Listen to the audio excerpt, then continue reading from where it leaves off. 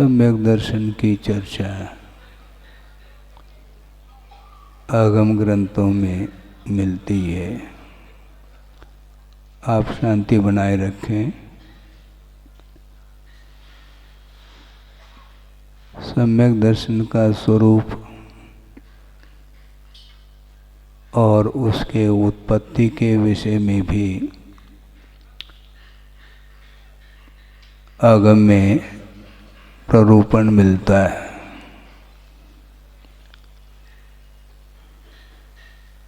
आस्था का नाम सम्यक दर्शन है। आस्था कहो, विश्वास कहो, रुचि कहो, श्रद्धान कहो, सब एक ही अर्थ को लिए हुए शब्द हैं जो कि सम्यक दर्शन को सूचित करते हैं। प्रत्येक क्षेत्र में विश्वास के बिना कोई भी कार्य संपादित नहीं होता, चाहे वो लौकिक क्षेत्र हो, चाहे परमार्थ संबंधी कोई कार्य हो। प्रत्येक कार्य के लिए विश्वास की बड़ी आवश्यकता होती है और यह विश्वास मोक्ष मार्ग में भी आवश्यक है। दर्शन, ज्ञान और चारित्र, ये तीन चीजें हैं और ये तीनों सांसारिक क्षेत्र में भी विद्यमान हैं और परमार्थ में भी। दर्शन, ज्ञान और चारित्र। दर्शन का अर्थ श्रद्धान है, ज्ञान का अर्थ आपको ज्ञात है, जिसके माध्यम से पदार्थ की जानकारी मिलती है, और आचरण का नाम चारित्र होता है। और ये तीनों संसार में भी काम में आते हैं और परमार्थ में भी इनका आलम्बन लिया जाता है। अब रही बात सांसारिक क्षेत्र में दर्शन, ज्ञान और चारित्र, और परमार्थ में भी ये तीनों, इन तीनों का योगदान है, तो इन दोनों में अंतर क्या रहा महाराज? दोनों में अंतर बहुत बड़ा अंतर है। आप अध्ययन करेंगे इन दोनों में क्या फर्क है, वह दृष्टिगत हो सकता है। दर्शन, ज्ञान और चारित्र के पूर्व में एक विशेषण लगा हुआ है। वो कौन सा विशेषण है? सम्यक। सम्यक दर्शन, ज्ञान, चारित्राणि मोक्ष मार्ग है, ऐसा कहा। मोक्ष मार्ग जो है वह एक ही है, मार्ग अनेक नहीं, इसलिए एक वचन का प्रयोग किया है, मार्गः। किसका मार्ग है? वो मोक्ष का मार्ग है। वह किमात्मक है? सम्यक दर्शन, ज्ञान, चारित्रात्मक है।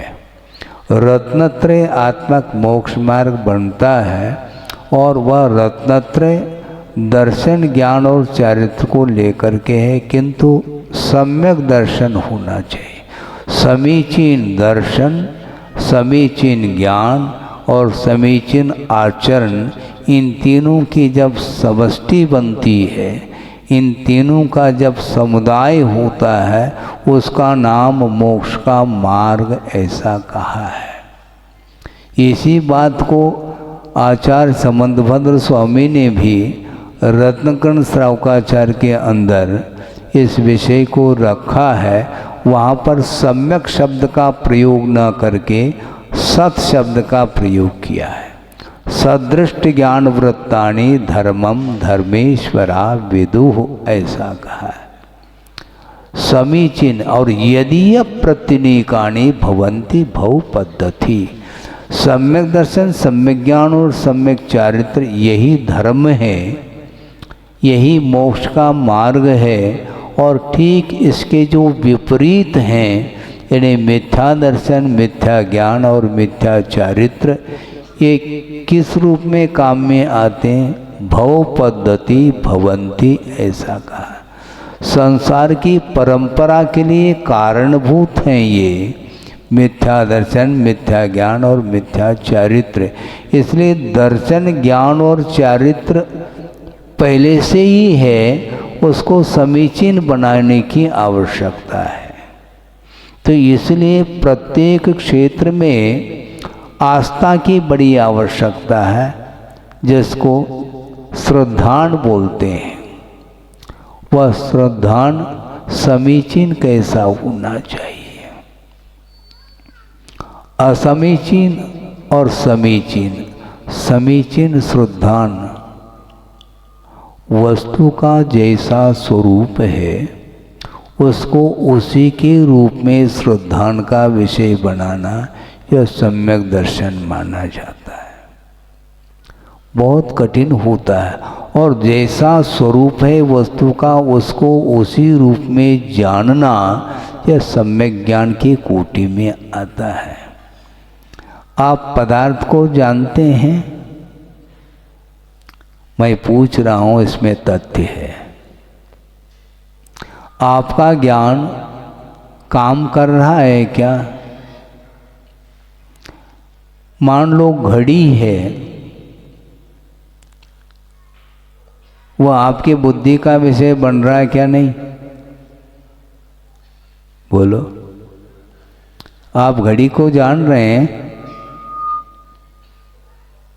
नहीं जान पाएंगे, क्योंकि घड़ी को घड़ी के रूप में जानना, किंतु उसके साथ इष्टानिष्ट की परिकल्पना नहीं होनी चाहिए।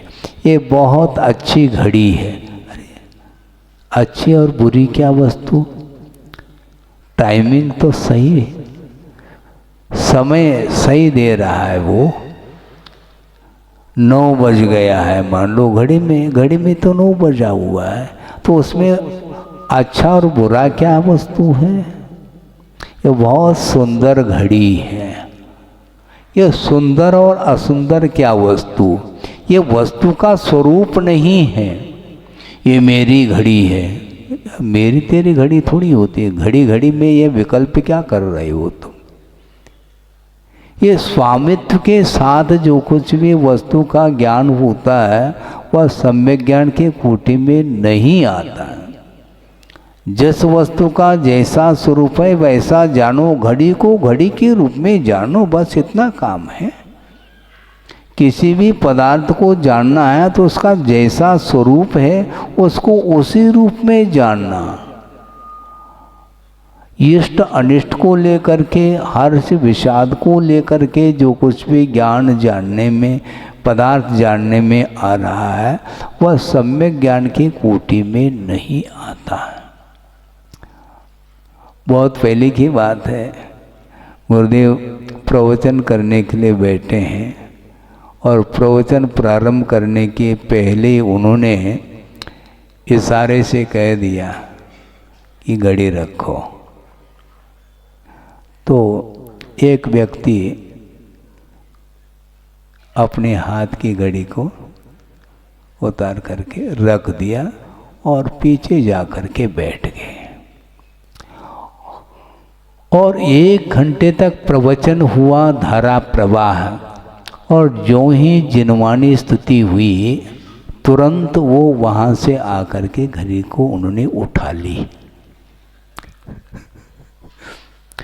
वो बहुत दूर बैठे थे, किंतु वो जानते ये मेरी घड़ी है, दूसरे की नहीं। हाथ में से मान लो घड़ी गिर गई तो किसको विकल्प होगा? जिसकी घड़ी है उसी को विकल्प होगा। ये विकल्प क्यों आते हैं मन में? मेरे तेरे के रूप में जो विकल्प है ये वस्तुतः ज्ञान नहीं है, ये मोह का परिणाम है, ये स्वामित्व का भाव। बहुत अच्छा विषय रख रहा हूँ जो गुरुदेव के मुख से सुना था। अजमेर की बात है, तत्व चर्चा चल रही थी। आचार्य ज्ञान सागर जी महाराज बैठे हैं और बगल में गुरुदेव भी बैठे थे और उन्होंने इस प्रसंग को सुनाया था। एक विद्वान ने जिज्ञासा रखी ज्ञान सागर जी महाराज के सामने कि महाराज आपकी धारणा क्या है किस विषय में? स्वामित्व के विषय में। उनकी जिज्ञासा ये थी विद्वान की कि सम्यक दृष्टि के पास कर्तृत्व, भोक्तृत्व और स्वामित्व भाव रह सकता है क्या? रह सकता है क्या?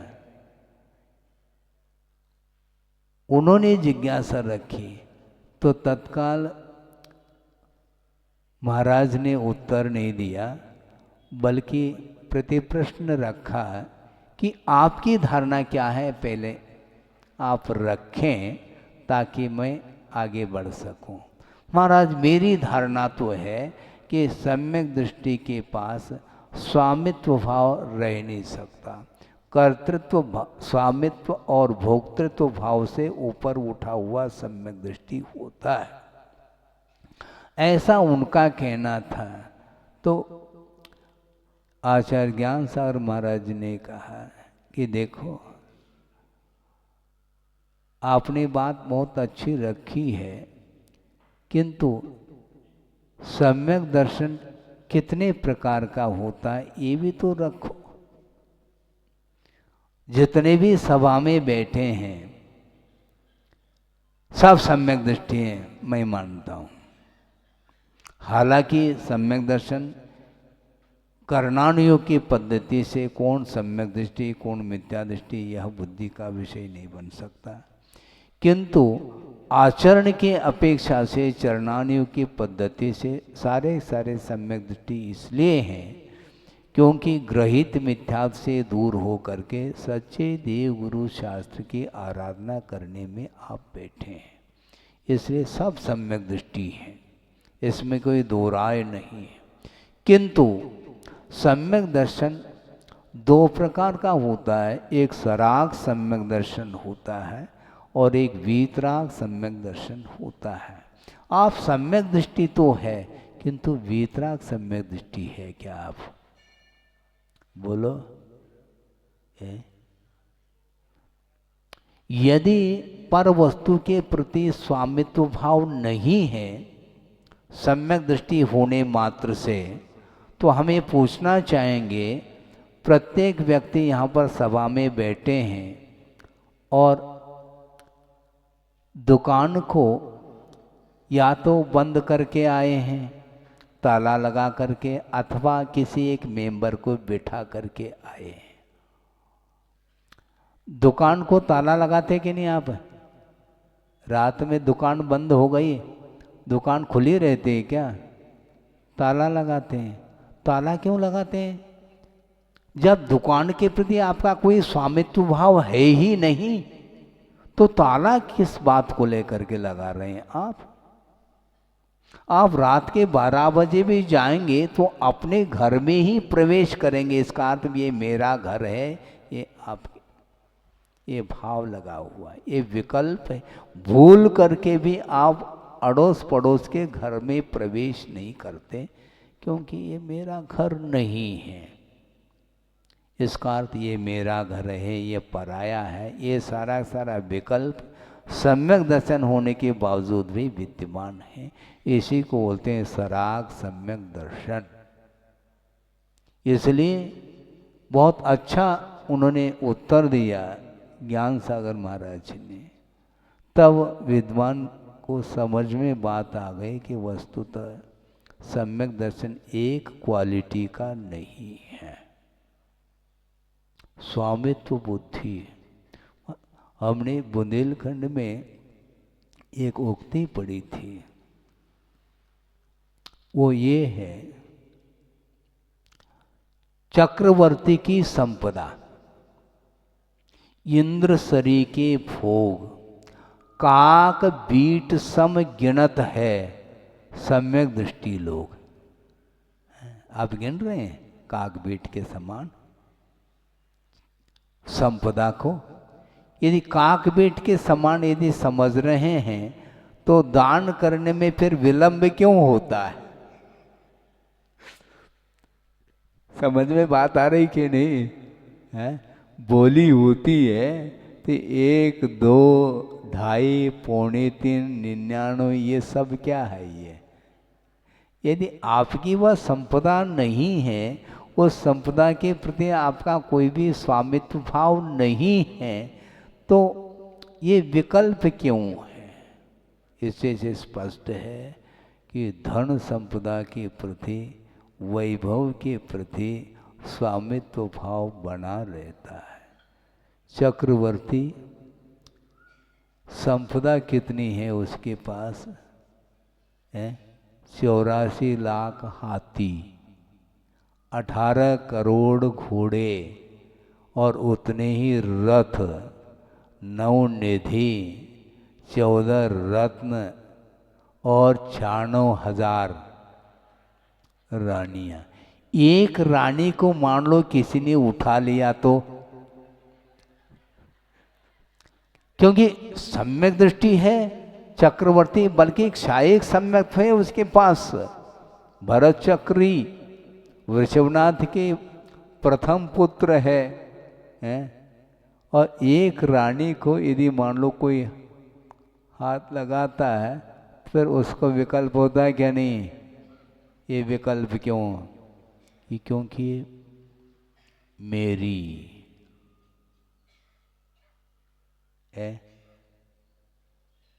स्वामित्व भाव। राम सीता का अपहरण हो जाता है तो राम युद्ध के लिए क्यों खड़े हो रहे हैं? यह प्रश्न बहुत बड़ा प्रश्न है ये। और क्षायिक सम्यदृष्टि वो भी थे रामचंद्र जी। आप पढ़िए पद्म पुराण को। ये विकल्प क्यों है? ये विकल्प सम्यक दर्शन की होने के बावजूद भी ये विकल्प क्यों हो रहा है? क्योंकि इसी का नाम असंयम अवस्था। असंयम का प्रभाव है। सम्यक दर्शन बरकरार बना रह सकता है, इसके बाद भी असंयम का ये इतना प्रभाव है कि पर वस्तु को वो अपना मान लेता है। श्रद्धान के अपेक्षा से तो यह पर है, इस प्रकार श्रद्धान तो कर लेता है। इसके उपरांत भी जब आचरण की बात आती है तो उस समय वह पुनः पीछे हट जाता है। 6 खंड अधिपति, 6 खंड का मैं अधिपति हूँ, पति। अरे तुम जगतपति बनो ना, क्या दिक्कत है? 6 खंड अधिपति बनने की अपेक्षा से 3 लोक के अधिपति बनो ना। खेल थोड़ी ये। 3 लोक के नाथ वही बनता है जो वीतराग भाव को प्राप्त कर लेता है। इसलिए वस्तु का जैसा स्वरूप है उस प्रकार स्वीकार करना, श्रद्धान का विषय बनाना सरल है फिर भी, किंतु उसको उस रूप में जानते हुए भी उसके प्रति जो लगाव है वह हमारे लिए व्यवधान उपस्थित कर रहा है। काक बीट सम गिनत है। कौन? सम्यक दृष्टि लोग, किंतु वीतराग सम्यक दृष्टि ही गिन सकता है। इस प्रकार सराग सम्यक दृष्टि की वर्ष की बात नहीं। आप सब सम्यक दृष्टि इसलिए हैं क्योंकि सच्चे देव गुरु शास्त्र को छोड़ करके अन्य सरागी देवी देवताओं की आप उपासना नहीं करते हैं, इसलिए आप सम्यक दृष्टि हैं। किंतु इस सम्यक दर्शन के माध्यम से वस्तु का स्वरूप तो ज्ञात हो जाता है, किंतु वस्तु का स्वरूप ज्ञात होने के उपरांत भी छोड़ने का भाव, त्याग का जो भाव आता है वह बिना वैराग्य के संभव नहीं है। इसलिए आप पूरे तौर से नहीं छोड़ पाते, कोई बाधा नहीं, किंतु थोड़ा थोड़ा करके उस पदार्थ के प्रति जो आसक्ति है उसको कम करने का पुरुषार्थ करिएगा। क्योंकि कल भी हमने बात रखी थी आपके सामने कि इंद्रिय जन्य जो सुख होता है वह सुख वस्तुतः सुख नहीं किंतु सुखाभास है, ऐसा कहा। सुख का आभास है, वस्तुतः सुख नहीं। हमें पूछना चाहते हैं, लड्डू खाने से सुख मिलता है कि नहीं? है? वो नहीं है क्या लड्डू भैया? वो आए नहीं, आज बैठे नहीं हैं, और पीछे बैठे तो वो सुन लें। लड्डू खाने से आपको सुख मिलता है क्या? नहीं मिलता है। तो एक लड्डू खाने से जितना सुख मिलता है 2 लड्डू खाने से दुगना सुख मिलेगा। गणित तो लगाएंगे हम, तो 10 खाएंगे तो 10 गुना सुख मिलना चाहिए। क्यों बोलो? नहीं, ये खाने से जो सुख मिल रहा है उसका 10 गुना सुख 10 लड्डू खाने से मिलना चाहिए, किंतु नहीं मिलता महाराज, हॉस्पिटल जाना पड़ता है। क्यों? वो अजीर्ण हो जाएगा, और अजीर्ण होता है तो उस अवस्था में वह अन्न भी जहर का काम करता है। जब अजीर्ण होता है तो आपको क्या डॉक्टर लोग क्या कहेंगे? लंघन करो। उपवास और लंघन में अंतर है, क्योंकि उपवास जो है ना वह बुद्धि पूर्वक कर्म निर्वाह करने के लिए किया जाता है, और उल्लंघन किया है आपने, इसलिए लंघन की आवश्यकता पड़ गई है। आपने उल्लंघन किया है, अति मात्रा में लिया है, इसलिए उल्लंघन होने के कारण अब लंघन करने की नौबत आ गई। उल्लंघन क्यों करते हो आप? यदि इंद्रिय सुख में इस प्रकार की स्थिति बन रही है तो आप दुगुना तिगुना चौगुना 10 गुना खाओ ना। क्योंकि आप ही ने कहा कि लड्डू खाने से सुख उत्पन्न होता है, नहीं, अनुपात से खाओ तो फिर भी ठीक है। मात्रा मासी ऐसा कहा था गुरुदेव ने। मात्रा का अर्थ अनुपात जिसको है, वह अनुपात से कौन खिलाती है? माँ खिलाती है बच्चे के लिए, किंतु बच्चे के पास ये ज्ञान नहीं है कि कितना खाना चाहिए, कितने बार खाना चाहिए आदि। इसलिए शिशु का पालन पोषण वह माँ ही कर सकती, पिताजी के वश की बात नहीं। वो विवेक के साथ उसको खिलाती पिलाती है। लड़का जल्दी बड़ा हो जाए, हाँ ये तो भावना है, जल्दी बड़ा हो जाए तो ठीक है, बाल्यावस्था में ही खोआ खिला दो, फिर बड़ा नहीं होगा वो। उसको दूध ही जब नहीं पच रहा है, डाइजेस्ट नहीं हो पा रहा है, तो उस फिर क्या करना महाराज? तो दूध में पानी मिला दो और पिला दो। नहीं, बड़े भैया को तो प्योर दूध पिला रहे हैं आप, बड़े भैया को तो रबड़ी और खोआ खिला रहे हैं, हमारे लिए क्यों नहीं? तुम बड़ा बन जा बेटा।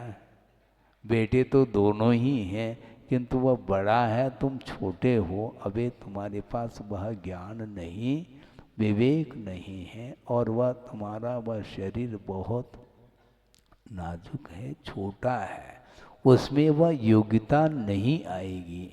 और योग्यता आने के बाद यदि खिलाते पिलाते हैं तो वह उसमें कोई बाधा नहीं। तो उसी प्रकार इंद्रिय जन्य जो सुख है वस्तुतः सुख नहीं, सुखाभास है, ऐसा का सुख का आभास है। भोजन कर लिया, तत्काल थोड़ा सा पेट भर गया, ठीक है, फिर बाद में पुनः खाली हो जाता है।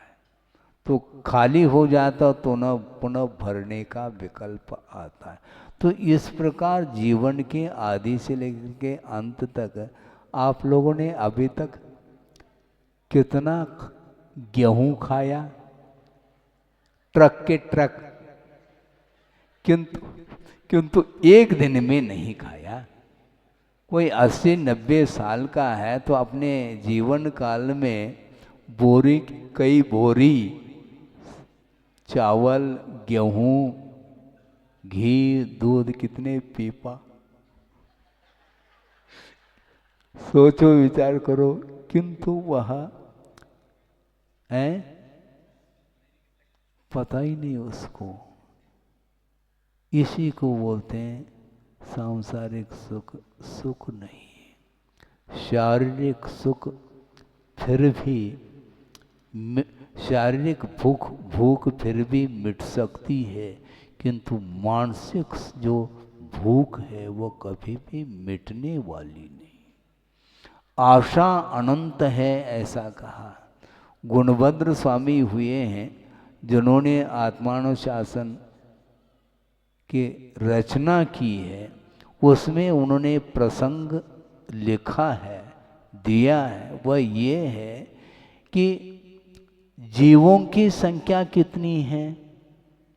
अनंतानंत जीव हैं, और प्रत्येक जीव के अंदर जो आशा रूपी खाई है वह इतनी बड़ी खाई है, जिस खाई में 3 लोक संबंधी अनाज भी डाल दिया जाए तो भी वह खाई भरने वाली नहीं, बल्कि वह उस खाई में वह अनाज परमाणु के समान प्रतीति में आ रहा है। इतनी विशाल खाई है। हाँ, पढ़ा आपने? हाँ। आशा गर्तः प्रति प्राणी यस्मिन् विश्वमनूपमं कस्य किम कियत आयाति वृथा वो विशेषता। व्यर्थ है उसकी विषय के प्रति जो आशा है, वह व्यर्थ है, क्योंकि आशा रूपी जो गर्त है, खाई है, जिसमें वह विश्व की संपदा या जो कुछ भी अनाज आदि है उसमें डाल दिया जाए, अनुपमम कहा, अणु के समान प्रतीति में आ रहा है। ये एक जीव की आशा की बात है, और प्रत्येक जीव अनंतानंत जीव हैं, तो प्रत्येक जीव के पास जो आशा रूपी खाई विद्यमान है वह कभी भी भर नहीं सकती। इसलिए तन की भूख तनक सी, किंतु मन की जो भूख है वह कभी मिटने वाली नहीं है। ये तृष्णा हमेशा बनी रहती है, वह कभी भी शांत नहीं होती। इसलिए संसारी प्राणी वर्तमान में नहीं जी रहा है, भविष्य में जी रहा है। भोजन करते हुए भी उसका उपयोग भोजन में नहीं, किंतु वह भविष्य की तैयारी में लगा हुआ है। इसलिए आप स्वाद नहीं लेते। सही मायने में तो स्वाद तो श्रवण लेता है, क्योंकि उसको भविष्य की चिंता नहीं। महाराज ठीक है, आपको इसलिए चिंता नहीं है क्योंकि आपको बनाना थोड़ी है। आप तो केवल 10 बजे आ जाते हैं, बिल्कुल ठीक कहा आपने। हमने कोई पुरुषार्थ नहीं किया, अर्थ पुरुषार्थ तो आप लोग करेंगे, मैं तो मोक्ष पुरुषार्थ करूंगा। श्रमण लोग मोक्ष पुरुषार्थ में कटिबद्ध है, इसलिए बनाने का फिक्र उन्हें नहीं, कमाने का फिक्र नहीं है। इसलिए महाराज हमें आवश्यकता है, जितना आवश्यक है उतना आप वित्त का अर्जन कर लें, कोई बाधा नहीं, किंतु अनावश्यक जो है अर्जन ठीक नहीं। इसलिए आप भविष्य में जी रहे हैं, वर्तमान में आपको आनंद नहीं आ रहा। और संवेदन जो होता है वह वर्तमान का हुआ करता है, न अतीत का संवेदन हो सकता है, न अनागत का संवेदन हो सकता है, और न पर का संवेदन हो सकता है। संवेदन तो स्व का होता है और वर्तमान का होता है, ऐसा आगमकारों का कहना है। ज्ञान में और संवेदन में बड़ा अंतर है। ज्ञान में और संवेदन में बहुत बड़ा अंतर है। संवेदन का अर्थ फील, अनुभव करना है, वो वर्तमान में होता है। आपने कल मिठाई खाई थी, वर्तमान में संवेदन है आपको? खाई थी, ये ज्ञान का विषय तो बन रहा है, स्मृति का विषय तो बन रहा है, किंतु संवेदन वर्तमान में नहीं हो रहा है। उसी प्रकार इसीलिए आचार्य कहते हैं कि वर्तमान में जीवन जीने का पुरुषार्थ करना चाहिए। स्व संवेदन की परिभाषा गुरुदेव ने बहुत अच्छी दी है। आपने यदि पढ़ा हो तो ठीक है, नहीं तो आपके सामने रख रहा हूँ। बहुत वह पंक्ति बहुत पहले लिखी थी गुरुदेव ने, वह पंक्ति हमें स्मृति में आ रही है। विगत सब विस्मरण में, क्या कहा? विगत सब विस्मरण में अनागत कब मरण में ढल चुका विदित नहीं है, स्वसंवेदन यही है। विगत की स्मृति ठीक नहीं, हमने ये खाया था, ये खाया था, ये पिया था, इसी प्रकार मुझे भविष्य में भी मिल जाए, इस प्रकार की जो आशा है, विषयों की आकांक्षा, इसको निदान बोलते हैं। और निदान के माध्यम से संसारी प्राणी आगे पहुंच तो जाता है, किंतु उसके माध्यम से निश्चित रूप से उसका पतन होता है। जो निदान शल्य है उसके माध्यम से सम्यक दर्शन की विराधना होती है। भोगों की आकांक्षा ठीक नहीं, और भावी भोगाकांक्षा निदानम कहा। भविष्य में मुझे इस प्रकार का वैभव, इस प्रकार की संपदा प्राप्त हो, इस उद्देश्य को लेकर के यदि मान लो वह धर्म की आराधना कर रहा है, तप आदि कर रहा है, तो आचार्य कहते हैं उसका बाल तप माना जाता है, अज्ञानी का तप माना जाता है। उत्तम तप के कोटि में वह नहीं आ सकता, क्योंकि कर्म क्षयार्थम तप्यते इति तप, ऐसा का कर्म के क्षय के उद्देश्य को लेकर के जो साधना की जाती है, जो चारित्र का अनुपालन किया जाता है, जो तप किया जाता है, वही उत्तम तप के कोटि में आता है। आप आचरण चारित्र का पालन कम कर लो, कोई बाधा नहीं, किंतु समीचीन होना चाहिए। उद्देश्य आपका कर्म क्षय का होना चाहिए, उसके माध्यम से ही मुक्ति मिलने वाली है, और वही सही श्रद्धान माना जाता है। इंद्रियजन्य जो सुख है वह पाप का बीज है, ऐसा श्रद्धान करो। महाराज आप बताओ, आप बताते चले जाए तो हम करते चले जाएंगे, कहाँ कर पाते हैं आप? आचार्यों ने स्पष्ट शब्दों में लिखा है, पाप बीजे, इंद्रिय के माध्यम से उत्पन्न होने वाला जो सुख है वह वस्तुतः पाप का बीज है। ये श्रद्धान कर लो तो निकांक्षित अंग आपका सुरक्षित रहेगा। सम्यक दर्शन आपके पास है, मैं मानता हूँ, किंतु सम्यक दर्शन के जो 8 अंग हैं वह सुरक्षित रहना चाहिए। इंद्रिय सुख वस्तुतः स्वाधीन नहीं, वह पराधीन है। कर्म के उदय में वह सुख उत्पन्न होता है। स्वाता का उदय आ गया तो सुख उत्पन्न होता है, और अगले पल में मान लो असाता का उदय आ गया तो वह दुख का अनुभव करना पड़ेगा। हाँ, बिल्कुल पक्की बात। धूप और छाव, समय समय पर, कभी धूप तो कभी छाव, कभी सुख तो कभी दुख, ये कर्माधीन है। असाता वेदनी का तीव्र उदय हुआ, मान लो किसी को भयानक रोग हो गया, अब वह वैभव किस काम का, वह संपदा किस काम की, इतना विशाल जो भवन बनाया वह किस काम में आने वाला है? कार भी बेकार चला जाएगा। क्यों? अब कार में बैठ नहीं सकते, क्योंकि हार्ट पेशेंट, डॉक्टर ने कह दिया तुम घी नहीं खा सकते, तेल नहीं खा सकते, खटाई नहीं खा सकते, ड्राई फ्रूट्स नहीं,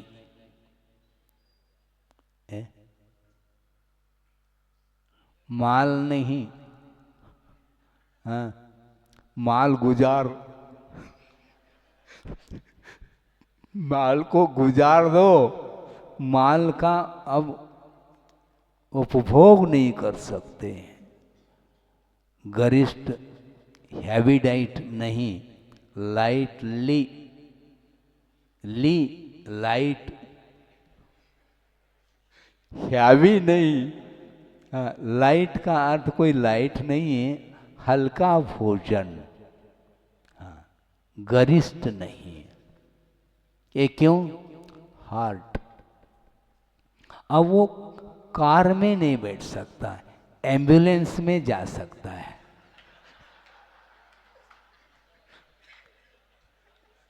उसके हंस क्यों रहे? उसके लिए उसके भाग्य में एम्बुलेंस है, कार नहीं, वह बेकार है उसके लिए, वो फ्लाइट से भी नहीं जा सकता, बहुत जोखिम है। ये हुआ क्यों? अति सर्वत्र वर्जयेत इसी को बोला है। इसलिए वस्तुतः जो सुख है वह सुख नहीं, इस प्रकार श्रद्धांतु कर लो, वह कर्म के अधीन है, अंत को प्राप्त होने वाला है, और बीच बीच में वह दुख से मिश्रित है और पाप का बीज है। इस प्रकार श्रद्धांत जिसने मजबूत कर लिया तो उसकी दृष्टि में संपदा कोई वस्तु नहीं। इसलिए वो कहता है महाराज वो घड़ी आने के पहले ही हम चढ़ाते हैं आपके सामने, आप ले लो, मैं नहीं लेता, आप धार्मिक क्षेत्र में इसका उपयोग कर लो, क्योंकि जीवन का कोई भरोसा नहीं है कि किस समय किस कर्म का उदय आने वाला है। वो दिन अस्त होने के पहले ही सदुपयोग करिए, वित्त का भी सदुपयोग करना और इस पर्याय का भी सदुपयोग करना है। इस पर्याय की सार्थकता तभी सिद्ध होगी, इस पर्याय के माध्यम से हमें तप करने के लिए पर्याय मिली है, चारित्र के अनुपालन करने के लिए ये पर्याय मिली है, अहिंसा धर्म की उपासना करने के लिए ये पर्याय मिली है। इसलिए अब बहुत हो गया,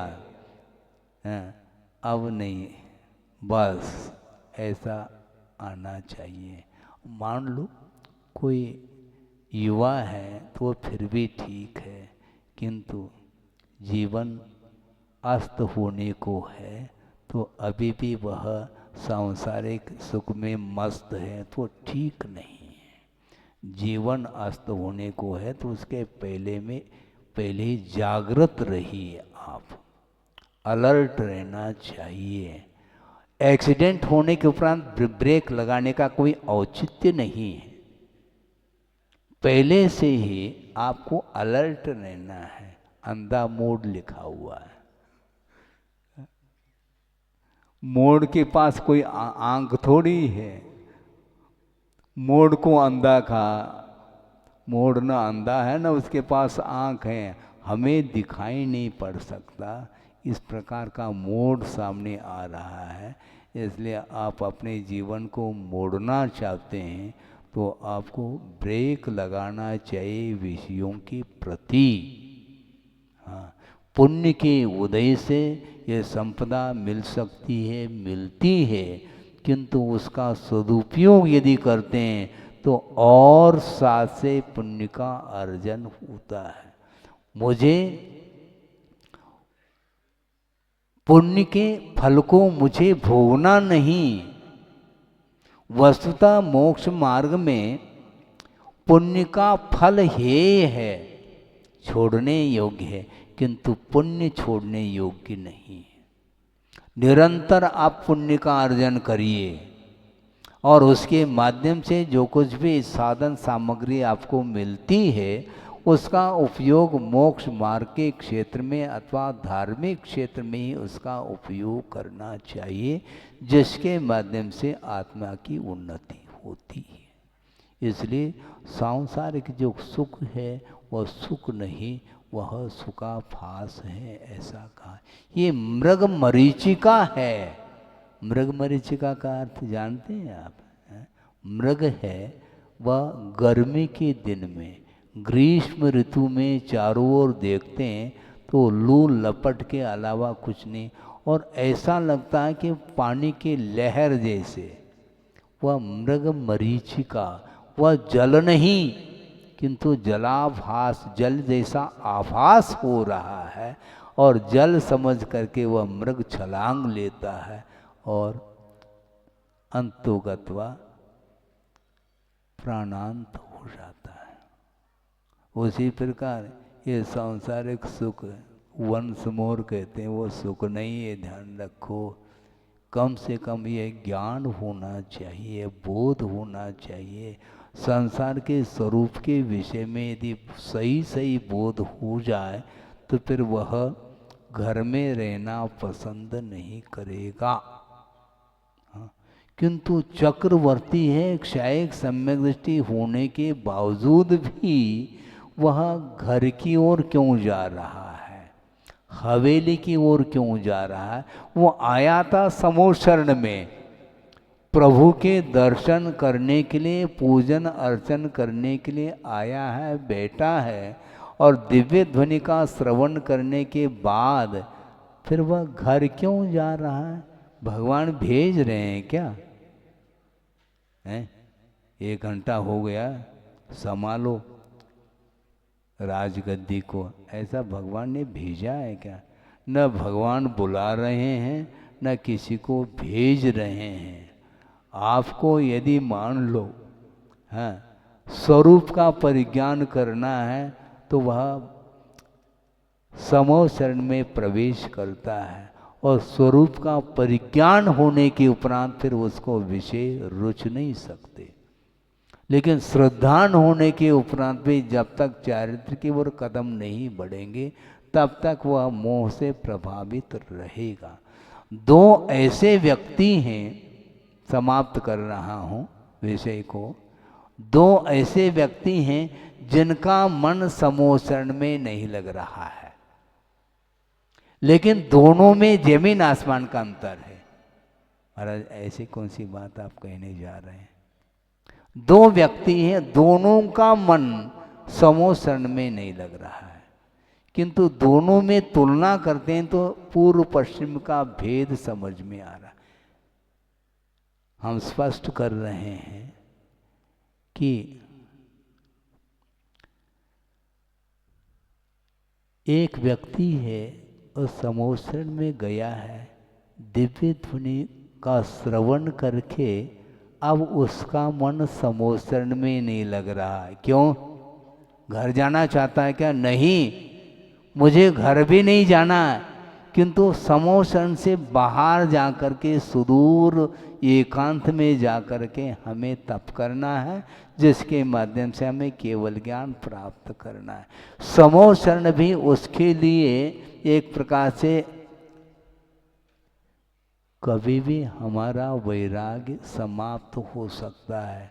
समोसरण में, हाँ समोसरण में, क्योंकि समोसरण में जाने के उपरांत भी प्रभु के प्रति दृष्टि कम जाती है और चारों ओर जो चकाचौंध है असंख्य देवी देवताएं अप्सराएं नृत्य कर रही हैं, कहीं उनमें हमारा मन है उस ओर हमारा मन चला जाएगा तो मैं गाफिल हो जाऊंगा। इसलिए जल्दी से जल्दी हमें, क्योंकि एक बार दिव्य ध्वनि सुन लो, श्रवण कर लो, 2 बार श्रवण कर लो, क्या 10 बार श्रवण कर लो, बात तो वही है। एक बार वस्तु तत्व का परिज्ञान हो गया, अब दोबारा क्या रिपीट करना अपने को।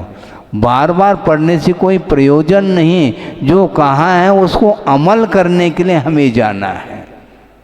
श्रद्धान हो गया, वस्तु तत्व का परिज्ञान हो गया, बस अब हमें समोसण में नहीं रहना और वन की ओर विहार करता है और सुदूर जा कर के एकांत में जा कर के वह ध्यान लगाता है, चरित्र को अंगीकार करके रत्नत्रय की आराधना करना प्रारंभ करता है, तो वह उसको अंतर्मूर्त में केवल ज्ञान का लाभ हो जाता है। और एक व्यक्ति वह है जो घर जा रहा है, चक्रवर्ती हो करके भी घरे है? छोटे बच्चे होते ना, वो परेशान करते हैं, आप कहाँ जा रहे हैं? हाँ हम महाराज के पास जा रहे हैं, हम मंदिर जा रहे हैं, तो हम भी आएंगे साथ में। तो बार बार परेशान करता तो ले आते हैं, ये ला करके यहाँ पर 5 मिनट बैठे नहीं, घरे फिर घर चलो वो कह रहा हुआ बेटा। तो ऐसी स्थिति है, बार बार सुनने से कोई प्रयोजन सिद्ध नहीं होता, फिर भी बार बार इसलिए पढ़ने के लिए कहा जा रहा है ताकि वह संस्कार आपके अंदर आ जाए। विशेषजन जो संस्कार है अनादिकालीन है, उसको डिलीट करने के लिए बार बार स्वाध्याय करने की, अध्ययन करने की आवश्यकता है। बहुत नहीं पढ़ो, किंतु बहुत बार एक ही विषय को पढ़ना चाहिए, तब कहीं जा कर के वस्तु तत्व का सही सही बोध हो जाता है। और बोध हो जाता है तो फिर बाद में संसार रुचता नहीं है।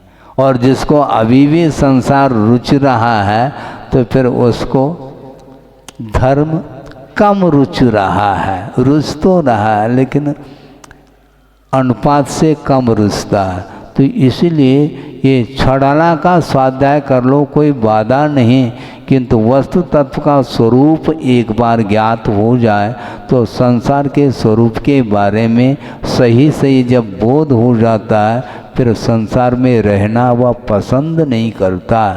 आप रह रहे हैं, आप ही रह रहे हैं ऐसा नहीं, मैं भी रह रहा हूँ, आप टेंशन नहीं लेना, क्योंकि प्रत्येक संसारी प्राणी की दशा वही है। तीर्थंकर भी क्यों न हो, उसका अतीत का अनंत काल संसार में ही व्यतीत हुआ है अज्ञान के कारण, और ज्ञान होने के उपरांत वह संसार का अंत कर जाता है। इसलिए संसार का विच्छेद यदि होता है तो समीचीन श्रद्धान ज्ञान और आचरण के माध्यम से ही संसार का, अनंत संसार का विच्छेद हो जाता है और अनंत काल के लिए वह आत्मिक सुख का अनुभव करता हुआ अनंत काल तक वो लोक के अग्रभाग पर जाकर के विराजमान हो जाता है। इसी प्रकार हमें भी अलौकिक सुख की उपलब्धि हो, स्वतंत्रता का लाभ हमें भी प्राप्त हो, इस उद्देश्य को लेकर के आगम के अनुरूप थोड़ा सा विषय रखा है। इसी प्रकार आगम के माध्यम से निरंतर हम अपने परिणामों को उज्जवल बनाते चले जाएंगे तो निश्चित रूप से एक दिन संसार का अंत हो सकता है। संसार का अंत हो, इस पवित्र भावना के साथ अहिंसा परमो धर्म की जय। बोधि समाधि परिणाम शुद्धि स्वात्मोपलब्धि शिव शोक सिद्धि चिंतामणिम चिंतित वस्तुदाने त्वामंद मानस्य ममास्तु दे। परम पूजाचार्य गुरुवर श्री विद्यासागर जी मुनि महाराज की जय।